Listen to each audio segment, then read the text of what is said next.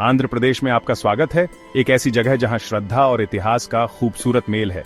पुराने मंदिरों से लेकर शांत मठों तक यह राज्य अद्भुत आध्यात्मिक स्थलों से भरा है। हमारे साथ आंध्र प्रदेश के सबसे पवित्र तीर्थ स्थलों की यात्रा पर चलें, जहां सदियों से आस्था का वास है।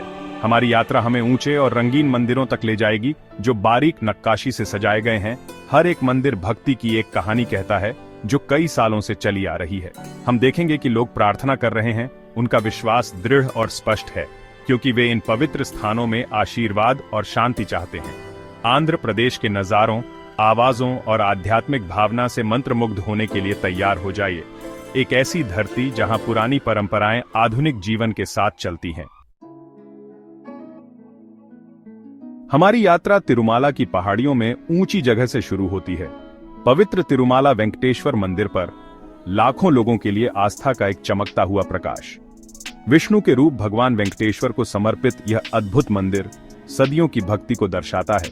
जैसे जैसे हम पहाड़ियों पर ऊपर जाते हैं, हवा अगरबत्ती की खुशबू और शांत प्रार्थनाओं से भर जाती है।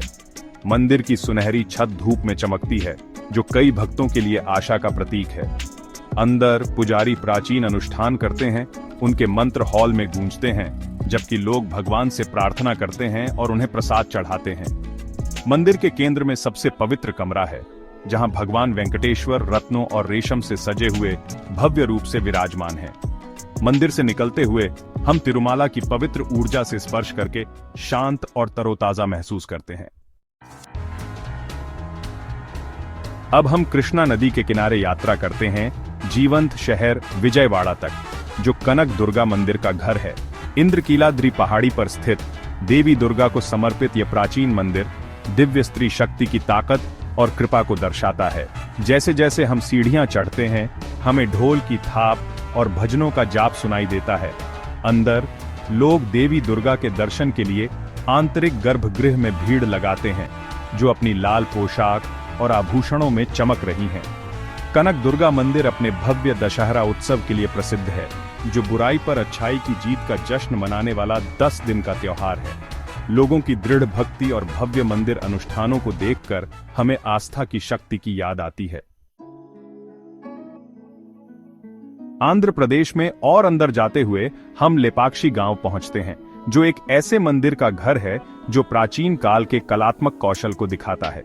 लेपाक्षी मंदिर अपने विशाल क्षेत्र में स्थित मंदिरों, स्तंभों वाले हॉल और बारीक नक्काशी के साथ विजयनगर वास्तुकला की एक सच्ची कृति है। जैसे जैसे हम करीब आते हैं, हमें विशाल नंदी की मूर्ति दिखाई देती है, जो एक बड़ी ग्रेनाइट चट्टान से उकेरी गई है। अंदर हम पत्थर में एक संगीत रचना देखते हैं, जिसमें हॉल और छत जटिल चित्रों से सजाए गए हैं। मंदिर के अजूबों में लटका हुआ खंभा है, जो इंजीनियरिंग का एक चमत्कार है। मंदिर के भूल भुलैया जैसे गलियारों से गुजरते हुए हम इस स्थापत्य चमत्कार के आकार और कलाकारी से दंग रह जाते हैं। लेपाक्षी मंदिर सिर्फ पूजा स्थल नहीं है, ये मानव रचनात्मकता की स्थायी शक्ति को दर्शाता है। हमारी आध्यात्मिक यात्रा हमें कृष्णा नदी तक ले जाती है, अमरवती के प्राचीन शहर तक, एक ऐसी जगह जो इतिहास और आध्यात्म से भरी है। यहां अमरलिंगेश्वर मंदिर है, जो भगवान शिव की स्थायी विरासत को दर्शाता है। रंगीन मूर्तियों से सजा हुआ मंदिर का ऊंचा टॉवर नीले आकाश के खिलाफ उठता है। अंदर हवा में अगरबत्ती और मंद प्रार्थनाओं की खुशबू है। लोग आंतरिक गर्भगृह के चारों ओर घूमते हैं, भगवान शिव से आशीर्वाद मांगते हैं। अमरलिंगेश्वर मंदिर पंचभूत स्थलों से अपने संबंध के लिए जाना जाता है। भगवान शिव को समर्पित 5 मंदिर, जिनमें से प्रत्येक 5 तत्वों में से एक का प्रतिनिधित्व करता है। लिंगम के सामने खड़े होकर हम जीवन और मृत्यु के अनंत चक्र के बारे में सोचते हैं। अब हम तटीय शहर विशाखापत्तनम जाते हैं, जहां पूर्वी घाट की हरी भरी पहाड़ियों में सिंहाचलम मंदिर है। विष्णु के आधे मानव आधे शेर रूप भगवान नरसिंह को समर्पित यह मंदिर विभिन्न वास्तुशिल्प शैलियों का मिश्रण है।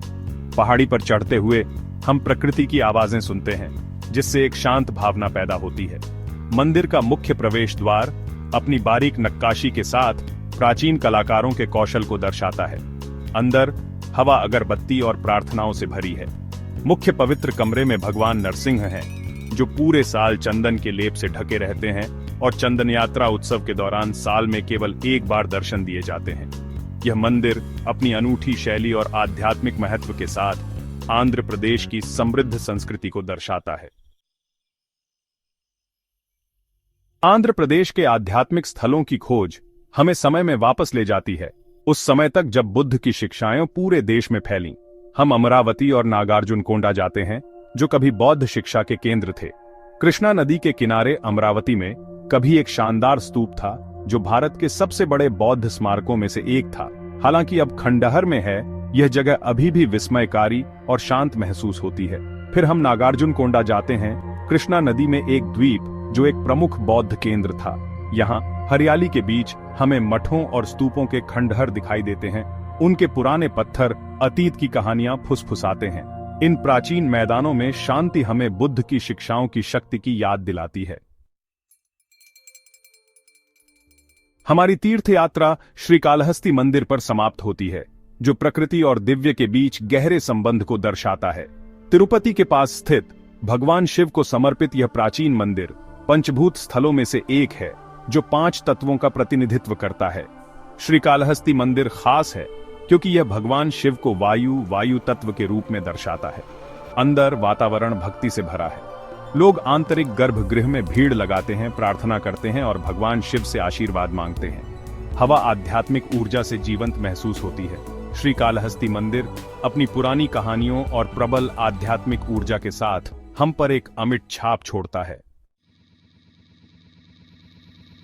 आंध्र प्रदेश, जहां आध्यात्मिकता दैनिक जीवन का हिस्सा है, आपको अपनी खोज की यात्रा पर आमंत्रित करता है। ऊंची तिरुमाला पहाड़ियों से लेकर शांत कृष्णा नदी तक, हर मंदिर और पवित्र स्थान इस खूबसूरत राज्य की आत्मा को दर्शाता है। तीर्थयात्रियों की दृढ़ भक्ति देखें, अतीत की अद्भुत वास्तुकला और लोगों और दिव्य के बीच गहरा संबंध। आइए आंध्र प्रदेश, भारत के आध्यात्मिक हृदय की खोज करें और एक ऐसी यात्रा खोजें जो आपकी आत्मा को तृप्त करे। भव्य मंदिरों से लेकर शांत स्तूपों तक, हर जगह आस्था और भक्ति की कहानी कहती है। आंध्र प्रदेश की खोज करें, भारत का आध्यात्मिक